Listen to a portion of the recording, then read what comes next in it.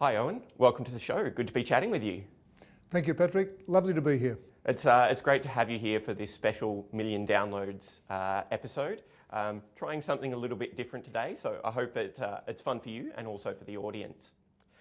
Let's rewind a little bit to the mid-90s. You just had a very successful career at Rio Tinto. You were the managing director there for their, I believe it was managing director of Rio Tinto Asia, as well as head of their Australian copper and gold assets. But in '94 you left Rio Tinto, and about 12 months later you popped up at Oxiana. Tell me, I'm curious, did you foresee the kind of bull run that was coming in commodities in the years ahead, or was it just a bit a case of a fortuitous timing? Well, a little bit of everything, I suppose, Patrick. I mean, the 24 years or something or other with Rio Tinto, I was lucky enough to be involved with most of their companies, most of their countries and most of their commodities. So I'm very lucky to have that sort of background and experience, actually. Wonderful people, wonderful company. And a lot of the work was going more and more in terms of investment and commodity demand and so on, going more and more to Asia. And I was lucky enough to spend quite a bit of time in Asia, was based in Hong Kong, based in Taiwan, did a lot of travelling in that part of the world. And you could actually see the economies growing, at the time. So it was pretty clear that you were going to have good, strong demand coming for a long period of time, given the number of people that are there in Asia. And particularly in our commodities, the commodities that we were close to and knew well, which included copper, other base metals, precious metals, gold, and so on. So taking the leap from the big end of town to the small end of town was quite a leap, of course, from a personal perspective as well as a corporate perspective. But we could see the opportunity out there with that growth in Asia in our metals, Patrick. So yes, we saw it coming, but we were lucky enough to be in a very good position to see it coming. In other words, part of our job in a way. And we saw the opportunity to get involved in a smaller public company. And we started the Mighty Ox at that time, sure. You mentioned there the growth that you were seeing in Asia. Was that kind of the primary thing that you could see driving the resources super cycle, or was there also kind of a supply side that you were seeing as well? Well, the demand was driving, of course, and Asia and China was starting to grow at that time as well, and you're starting to see the numbers becoming much bigger. And we'd actually spent quite a bit of time in China and other places, Indonesia, etc. So you could see the demand growing, as I say, almost under your feet there, and we knew that the supply side was going to be challenged. And we're supply side people, we're mining people, so we had to put the focus on that. And of course, Australia is absolutely perfectly positioned to take advantage of that. And that's still the case, Patrick. I mean, yes, it was true in the 80s and 90s, and it's still true now in the 20s. What are some of, I guess, the similarities or the differences that you see between where we stand in the commodity cycle today compared to where we were sitting, in that kind of late 90s period? Yes, well, yes, there is a difference, no question about that. In the late 80s, 90s and so on, you were seeing the Asian market grow. I mean, the rest of the world was growing too, but most of the growth was coming from our part of the world in Asia. And everybody looking to grow their business, to grow their company, to grow their own livelihoods, all, as I say, all looking to get on that super highway of economic growth and prosperity, countrywide, corporate-wise, and so on. And it happened, and very strong demand for all of the commodities that we're involved in. So what's the difference now? Now that's been going for the last multiple decades. You've had part of the super cycle. You've had 40-something years of all of that. Now what's different, what is added to that, what's the booster here? The booster is now the whole energy transition thematic. So it's all renewables and EVs and net zero and decarbonisation and so on. So that is now going to add another boost, another dimension. And as I say, it's no longer a thematic. People and countries are actually starting to put targets on it. You know, it's 2030, 2040, 2050, 60, and the Modi has gone out to 2070. So we've got 50 years to run there of the whole decarb energy transition, complex, if you like. And that's going to add demand, because you've already got the underlying demand there. That's going to add on top of that. And of course, it adds to our supply challenges, because as I say, we're supply side people. And again, Australia perfectly positioned to be able to take advantage of that, Patrick. Well, let's move on to around 2008. Obviously, Oxiana had a great run through that early 2000s period. But then in 2008, all of a sudden, there was a merger announced with Zinfex. Where did that come from? How did it first kind of come up? Well, I think like-minded people at that time looking to grow their business and grow value generally for all of their shareholders and stakeholders generally. That's what I was doing, obviously. That was my job as the CEO of the Mighty Ox. And again, the Mighty Ox had actually grown, very successfully. The overnight success that only took 15 years or thereabouts, Patrick. Equally, Zinfex was a strong and growing base metals company here in Australia, but had offshore projects and so on as well. It made sense for us as boards and management to put those assets together, to get bigger, to become more competitive and stronger. And that's how it came together at that time. Ran into a bit of a speed bump there in 2008, 2009. You will remember that. Everybody remembers that. Called the global financial crisis, and therefore, but survived very well. Had to peel off one or two assets and make a few changes, but survived as Oz Minerals, and Oz Minerals is still one of the best performing market stocks on the ASX in the past 20 or 30 years. So it's actually done very well. So it got through the speed hump. Yeah, there was some concerns there when Prominent Hill was kind of coming to the end of its life, whether they really had any options left. But it seems like the new asset, I've never actually said this out loud before, is it Carrapateena? Is that right? It is. I'm glad I got that one right.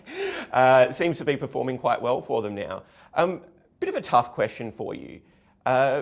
Going back to that global financial crisis period, when the merger was announced, Oz Minerals was expected at the time to have about $1.9 billion of cash on books, of net cash, that is. It was only about 12 or 18 months later, though, that, as you said, you had to sell off some of those assets. And from what I can gather, it did seem as though it was somewhat of a distress asset sale. Correct me if I'm wrong there, but that seems to be what the literature from the time suggests. So what do you think actually went wrong there? And, were there any useful lessons that you were able to take away from that? Well, look, very interesting. I can't remember all of the detail, as you would expect, but it was a very tough time for everybody, whether for businesses, for people, for companies, for countries, It was very, very difficult indeed. And as far as the debt, remember, it was a financial crisis. The banks weren't lending to each other. You couldn't find anybody in the banks to talk to. The debt levels of the merged company weren't actually very high. They were actually quite modest and moderate in a way, but you couldn't find anybody to talk to in terms of rolling it over or what have you. So it became difficult for the company at that time, which is why they had to go into the business of looking to shed one or two assets, which they did, and in the end quite successfully actually. Okay, so what do you learn from that? Well, what you know also very clearly is our mantra, our narrative is we are going to see long, strong, continued growth in demand for commodities. It's going to go out, as I said, for 50 years, according now to India, and that's fine, but you won't be without the humps and bumps along the way. And this was a particular hump and a bump. We've just been through one here, Patrick, with COVID, right? So you saw what happened during COVID as well at the beginning of 2020, end of 2019, beginning of 2020. The market just tanked, you know, now, and people were saying, well, what's happening? It wasn't a financial crisis per se, it was simply a market crisis. Commodities down, stock market down, all your leading indicators were well and truly down. Okay, and people say, well, you know, are we going to get a recovery? Well, you know, sure, we're going to get a recovery. We didn't know whether it was going to be V-shaped, W-shaped, L-shaped, M-shaped, inverse square root shaped, whatever shape it was going to be. But we sure got the recovery ultimately, and it was a very, very sharp V-shaped recovery, which is actually a terrific thing because it tells you that the world, and with its great industrial diversity across countries and so on, can actually recover very quickly.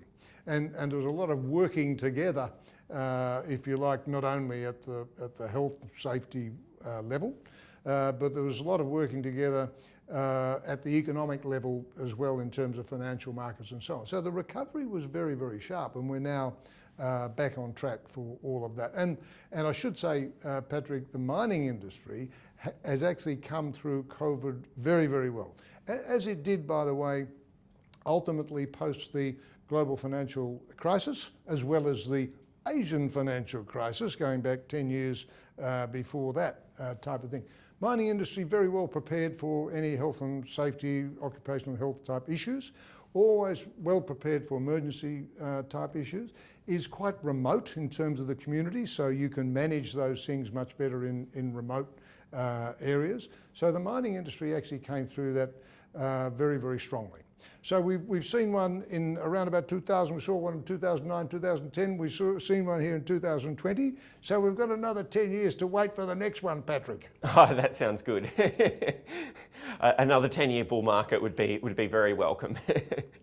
Some of the assets that were once part of Oxiana have now kind of found their way back into your portfolio at EMR Capital. How did that come about? Well, again, very interesting question, Patrick. And for example, the gold mine in Indonesia, Matabi. Matabi was an asset that we'd bought in Oxiana, and that was one of the assets that after the merger came out, and I was associated with the acquisition of it. So acquired it for the second time, and we actually put the money together out of Hong Kong and Indonesia, and we built that mine in Indonesia, the Matabi gold mine. Cracker of a gold mine, spinning like a top, got it up to 300,000, 400,000 ounces per annum. Very successful, not only financially, technically, socially, sustainably, if you like. So a terrific beacon there. And then the owner, the Hong Kong owner sold it to EMR Capital. And then ultimately EMR Capital disposed of it. But the thing about that, Patrick, having bought it, I suppose, bought and sold it 3 times, if you like, looks a bit odd on the CV. But very, very good deposit, very, very good operation ultimately. Very good support in that part of the world, up in North Sumatra there from the local communities and so on. I mean, you've got to work hard at it. You've got to build trust and confidence and support and cooperation in and around and amongst those communities. That's the most important thing you can do. Well, it doesn't matter actually if it's in North Sumatra or the red dust of the Mount Isa inlier. You know, you need the support and cooperation of all those local people. So we always had an attraction, I suppose, for that Matabi gold mine. So that's how that came and went a little bit inside the family. Equally at Golden Grove in Western Australia, that was a mine that we bought in the Ox from Newmont at the time. And again, it was a little bit on the unloved, didn't fit completely inside the Newmont portfolio because it wasn't 100% gold. Yes, there was gold there, but it was zinc and base metals, I suppose. So therefore, a little bit on the underloved side, if you like, and then we we in the Ox bought it from there, and then it was an asset that went to MMG out of Oz Minerals, and then we bought it back from MMG. You will remember MMG, big Chinese group. They bought the very big South American copper asset called Las Bambas. And so all of their money, all of their people, all of their attention was going over to Peru. And therefore, there was less capital and less attention, if you like, for the Golden Grove asset here in Western Australia. So we were able to secure that and set about reinvesting, putting people back, putting technical know-how and various other innovations and improvements into place, and that is now still part of the family, if you like, inside 29 Metals. So that's how those sorts of things came around.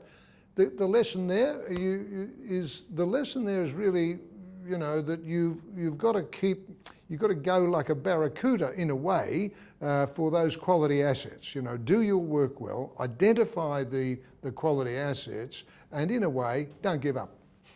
Do you like going back to assets that you've owned before and revisiting them? Is that something that's a kind of a part of your process?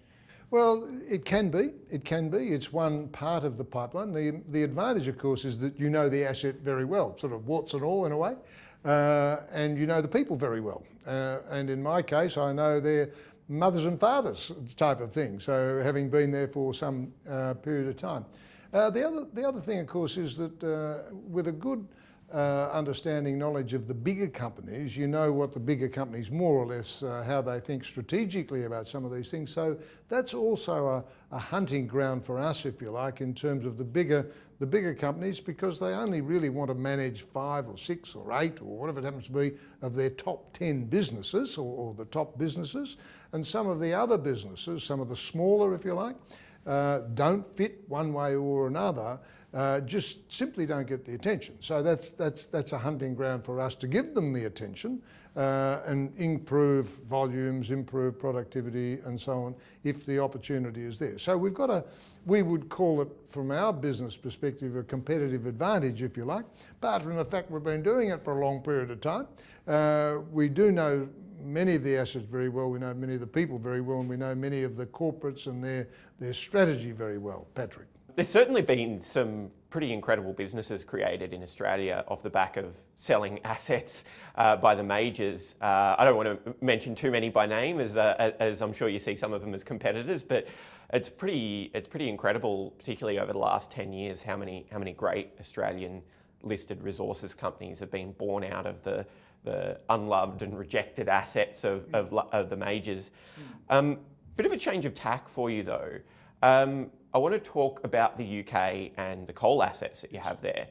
So there's a West Cumbria coal mine that you've been developing there for a few years. It's been mired in a little bit of controversy, which seems to me like it's maybe based around a bit of a misunderstanding of what the asset actually produces and what it's used for. Could you explain what that asset actually produces and why it's different to thermal coal? Yes.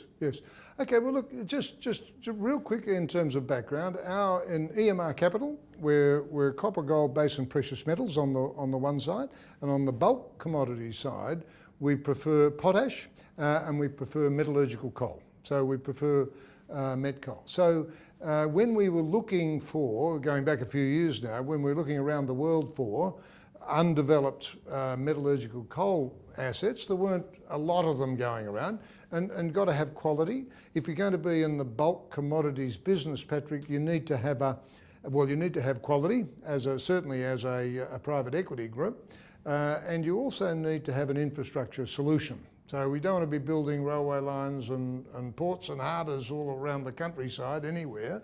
You would prefer all of that infrastructure in position.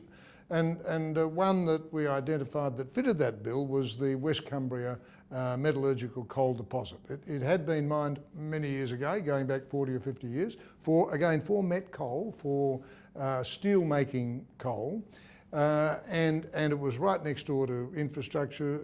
It had railway line, port, people, very supportive community in that part of the world, all looking for work, if you like everybody in the world. They're all looking for work one way or the other. And so it had various certain development and so on it already that we were very comfortable taking it over and getting into business there. Highly competitive, low cost, long life project. So we're confident about that. And met coal is probably only 15% of the world's total coal mined and used. Most of it, of course, is thermal coal or energy coal, goes into power stations. Metallurgical coal goes into steel mills. That's effectively its exclusive use to be able to provide steel. Okay, so thermal coal, well, there are alternatives, renewables, uranium and various other things for energy production. Metallurgical coal, no serious competing material at this time. So even though in the blast furnaces people are talking about, yes, and we'll inject some hydrogen, they're already doing some of that. Yes, we will have carbon capture and usage, CCSU and so on. Yes, we'll have all of those things. Yes, we need higher quality met coal. Yes, we need more scrap, and that will come naturally. Yes, we need higher quality iron ore and so on and so forth, but you still need a long, strong diet of good quality metallurgical coal. And particularly if it can be closer to the steel mills in terms of its end use, cutting down on transport costs and therefore emissions from that perspective. So that's what attracted us to that. We're still long, strong believers in metallurgical coal, certainly out to 2070 and beyond, Patrick. And this particular asset, still a project, not operating yet, but we're looking to get the final clearances. So here it is in the UK, up in West Cumbria, not very far away from Glasgow, and there's been a bit of chat going on up there in Glasgow in just recent times at COP26. So we kept a very low profile, but I have to say, met coal came out of COP26 in a way very, very well. People are starting to understand two or three things. First of all, that there is a difference between metallurgical coal and thermal and energy coal. And secondly, that this is a transition.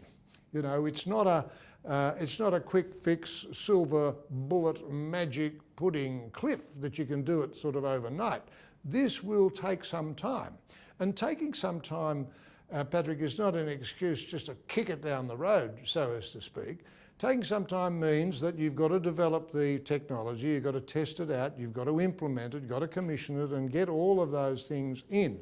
And that's where the work that's going on around the world is just amazing that's happening. And the future will come forward faster, for sure. You know, you saw it happen here during COVID. It just came at us very quickly. It happened over the last 30 or 40 years in terms of longer, stronger commodity demand. So, and now the world, and particularly China, has got such a massive industrial base and research and technical R&D base, if you like, that all of those technologies will be developed. We here in Australia will be playing our part. We in our business, of course, as a mining group, will be playing our part in supplying those metals and commodities and so on. But Australia in particular got very serious competitive advantage in all of those things now. I mean, we don't have the industrial might of China or say Europe or the United States, but we've got very serious competitive advantage in our things, the things that we do well. Mining, processing, mining equipment, technical services, and so on and so forth. So a little bit off track there, Patrick, but you know, a terrific outlook. What about electric arc furnaces? They seem to be the kind of direction that the steelmaking industry wants to go in over the next few years. How would the mass take-up of that over blast furnaces affect the demand for coking coal? Yes, well, again, it will be a transition. I mean, as the world has developed over the past, 200 years or thereabouts, you are seeing more and more electric arc furnaces because, of course, the scraps are rising. But it takes time for that scrap to arrive. So if you go out 50 years, yes, you'll be able to see more and more steel produced by the EAF process because there's more scrap available, DRI and so on. But the developing economies, India, other parts of Asia and continued in China, you'll still have that basic oxygen furnace, blast furnace technology that needs that dye. So again, it is a transition. It is a process, not a marathon. It's a journey. It's gradual incrementalism, but it will certainly happen. Well, the big topic I really wanted to speak to you about today is potash, which you referred to earlier. How do you see the supply and demand situation moving forward for potash? Do you think that the scale of that is big enough to meet the world's demands, or do we need to be developing more and more potash assets? Yes. Well, you're quite right. It's a potash. The supply demand for potash going forward will be under pressure on the demand side. I mean, there is good supply of potash about, or will be potential supply, put it that way. They need development, you've got to get permitted, you've got to get it. The capital cost will be higher, operating costs are higher than current operations that are gradually depleting. So there's an equation there. The market is 75 million tonnes a year, and it's growing quite growing quite fast anyway. For us, it's a very good underlying, if you like, of our underlining of our thematic in terms of looking for potash. Well, and as you know, the population is growing. People are living longer. People are eating more. As I say, I'm living proof that people are eating more and living longer. And they need higher protein diets and that sort of thing. There's less arable land, so the more fertiliser will be required, and potash is a key ingredient in the overall fertilisers. And the supply side, as I say, there's a lot of it about in the Earth's surface. But it's a question of actually getting the right project, and that's where we like potash. We don't want to compete with the bigger guys, the BHPs and so on, but we see selective opportunities there in that potash fertiliser space. Before we get into any more specifics, it might be good just to understand the two different types of potash. Could you explain the two different types, what they're called, and what kind of the key differences are between the two? Yes. Okay, well, there is the regular good ordinary brand potash is called MOP, muriate of potash, and that's the 70 to 75 million tonnes a year market. That's potassium chloride, KCl, and that's the most prevalent and growing quite fast.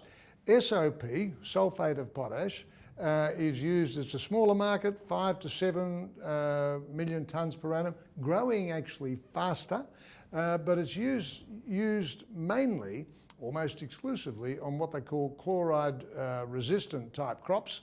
So the avocados and almonds and fresh fruit and vegetables and so on tend to prefer the SOP. They don't like the chloride as much per se. So higher value crops, is that right? Yes, yeah. Higher value crops, rather than the big broad acre, wheats and corns and so on. So it's the higher value fresh fruit and veg and avocados and so on and so forth there in California and other food basins of the world. And we happen to have, we're in both. We have a project in MOP and we have a project in SOP. Well, let's start with talking about the MOP project, which I believe is the Highfield Project. Is that right? Yes. Could you tell us a little bit about that? I mean, there are several potash projects on the ASX. I think there's about 5 or 6 of them, roughly. What was it about that project specifically that really attracted you to it? What stood out to you? Yes. Okay. What attracted us to Highfield in Spain? Okay. So it's HFR listed on the ASX. The project is just a single project in northern Spain, just outside the city of Pamplona, there in Spain. What attracted us to well, Spain is generally speaking a long, strong mining country, so a lot of experience in all of that. The availability, the tonnes, the grade, the other key success factors you need. What are the secrets to success, if you like, or the KSFs when it comes to a particular deposit or operation. Highfield and that particular project got all of them. It's got good availability, you've got lots and lots of upside there, you've really got half of what they call the Ebro sub-basin, or most of the sub-basin there. So oodles and oodles of upside and very, very long life, you know. So that's what attracted us to it, and not very far below the surface. It was available, and we knew the people involved. We knew the people who pegged the ground, did the work, and so on and so forth. So that helped. That gave us some comfort. So it's got all of those things about it. And as I was saying a bit earlier, in respect of the bulk commodities, if you're going to be in those bulk commodities, and particularly if you're you know, Mighty Mouse EMR type of thing, you need the infrastructure solution. You don't want to be you know, building railways and ports and so on. And this has in the middle of Europe. In the middle of Europe and in the middle of the market. So you're right next to ports, you're on the railway system, you've got energy, you've got power, you've got people, and you've got terrific access to all the markets. So that's basically what attracted us to Highfield. Patrick, and we own about 30% or something like that. Cross over to the other side of the Atlantic now. There's another potash project that you're involved with Peak Minerals. Could you tell us a little bit about that one? Again, what attracted you to the project? What are some of the unique things that you like about it? Yes, well that's, Patrick, that's an SOP project over there in Utah, down to the south of the Salt Lake City is the Sevier Playa. In other words, it's the Sevier Salt Lake, and that's the project will be built on that particular lake. So I've got all the done all the environmental work, done all the detailed technical work and so on, and that's a project that we're in the stages now of financing. Permitting is all done, and getting prepared for construction and then ultimate operation. It's SOP. What attracted us to that, apart from the fact that it's in potash and SOP, very mining friendly jurisdiction there in Utah. You will remember actually that Utah was the home to, you know, some of the very big mining companies and construction companies actually throughout the US, and they branched down into South America and so on. Anyway, so good mining friendly jurisdiction there. So good support from the local government and governors and communities and so on. Again, like communities all around the world, they're all looking to get work and growth and development for themselves and their children and their grandchildren. So it had that about it. It's a good quality material on the lake and relatively straightforward. All of our test work is relatively straightforward in terms of getting the brine running, and it's the brine that you then evaporate in solar ponds on the surface, and then you process that result and concentrate it, and it becomes SOP. So you're not digging it out of the ground at all then? It's not a digging process per se, it's more, that's right, it's an evaporation process from brines, getting the brines running, because the sulphate of potash, the potassium sulphate, is actually contained in that brine. The chlorides are gone, so God has done the work for us there. The chlorides have gone and you're left with the resultant SOP. So terrific project. I mean, they take time. You've got to get the evaporite right. You've got to get the timing right. Got to get the chemistry right, and so on and so forth. But you know, it will go very. We're very confident it will go very well. Also, Patrick, it's right in the middle of the market, so it will disappear back into the across to the east, back into America, or down into California.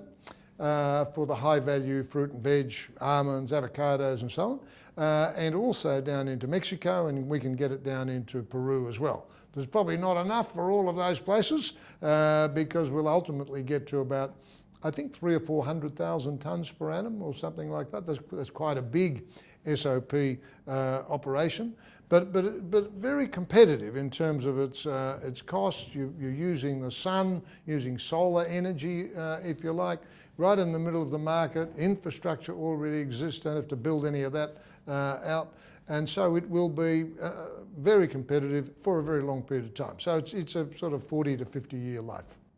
You've mentioned a couple of times throughout the interview the importance of getting the mining jurisdiction right. I feel like this is perhaps something that's a little bit underappreciated by a lot of mining investors, particularly retail investors. Yes. Could you talk a little bit about that specifically? You know, I don't know if you've got any examples perhaps of times when projects have fallen over because they've been in the wrong jurisdiction, but just how much attention do you pay to that?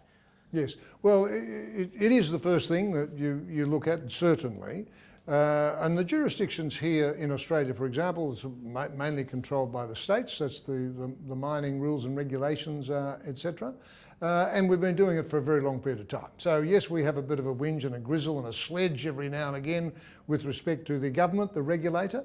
But really, they're very supportive, very reliable. And very mining friendly in a way, and indeed very supportive when it comes to research and development and 457 visas and various other things. You can get all of those things. You've got to fight hard for them from time to time, but you can pretty well get all of those things. Okay, now you contrast that with some of the Asian countries that just have never had that mining development before.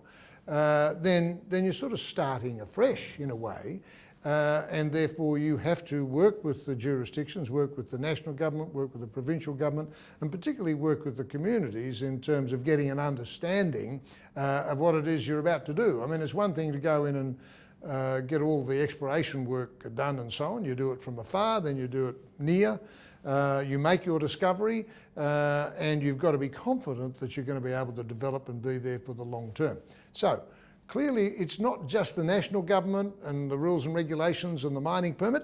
It's not just the provincial government. You really have to do your work so well ultimately on the ground with the local people, because they are ultimately your social licence, because it's their valley and that you've invaded, if you like.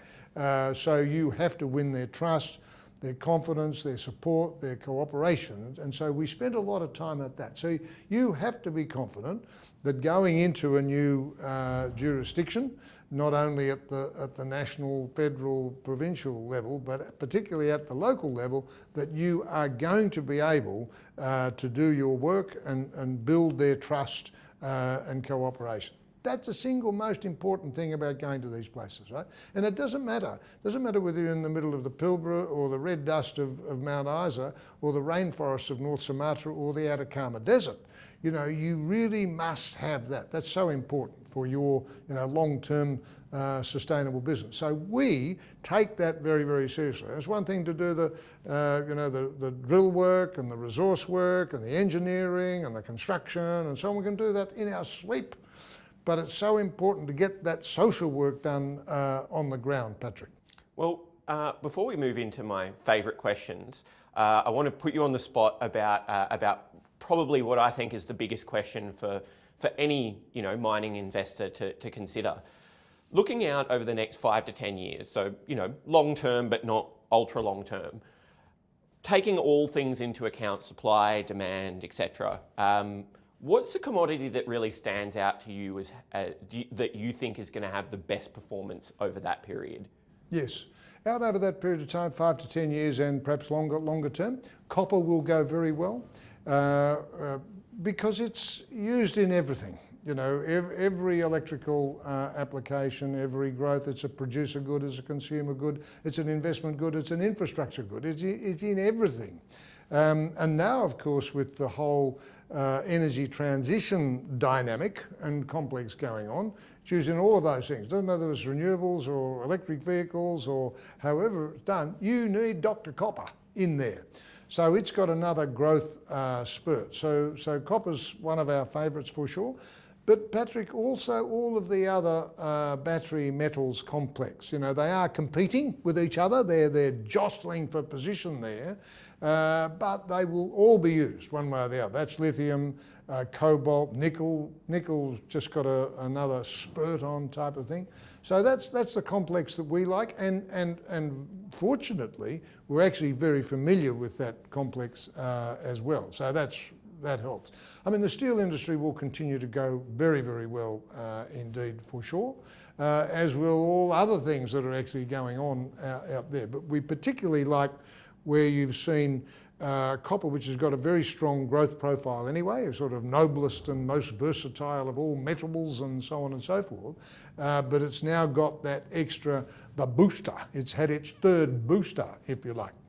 Well, that's actually it for the main part of the interview, but I have 3 favourite questions which I always like to ask every one of my guests. So if you're happy to stick around for another 10 minutes or so, we'll jump into those now. No worries, can do, Patrick. Excellent.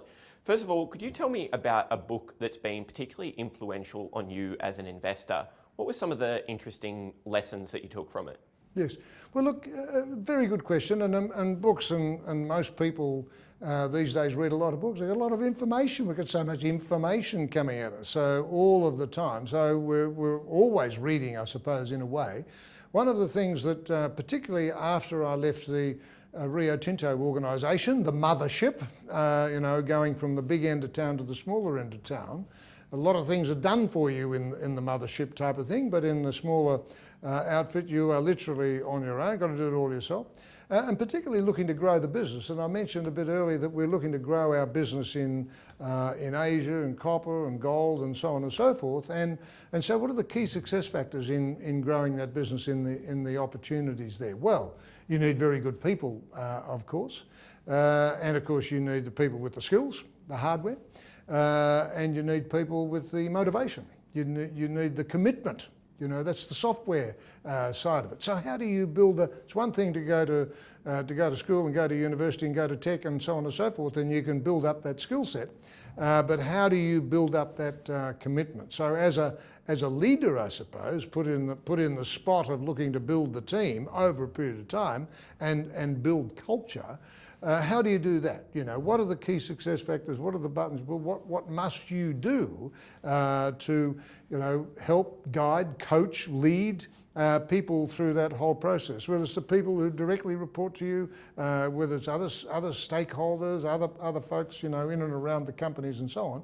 And one of the multiple books, so I did actually a lot of reading about all of that. How do you build that?